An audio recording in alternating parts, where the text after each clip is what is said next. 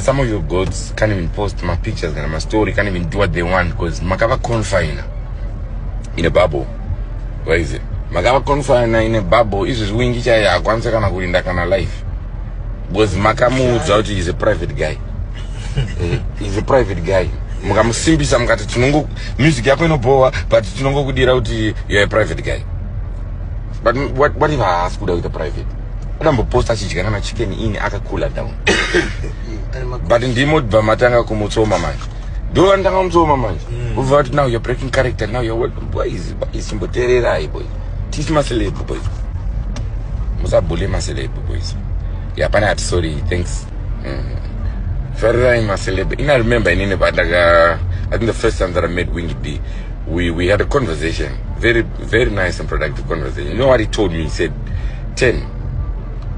He gave me memory stadium. Iyo katamba bora uchimbo tarisa kuti ifanire kuteeresa taura izvi uyu ari kuti kika so uyu ari kuti enda kutamba number 9 uyu ari kutamba number 10. You get confused. Play the ball without looking for commentary. Play the ball. Ingotamba bora you and always notes. That's what Wallace told me. Ndikazi accept ndikazi respect kawa.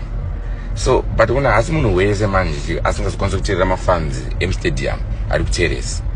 So paruda paruda de mombo kula down. I'm saying this on behalf of Mama Celeb, Mama artist nini. Inganziretis. Menda yote nozo shake. Be a bit kind, guys. It is indega and this na basa nazo ndo kunongo posta kana picture hizo ndaka kula down ndaka fika kana rimwe trousers sina mpendero.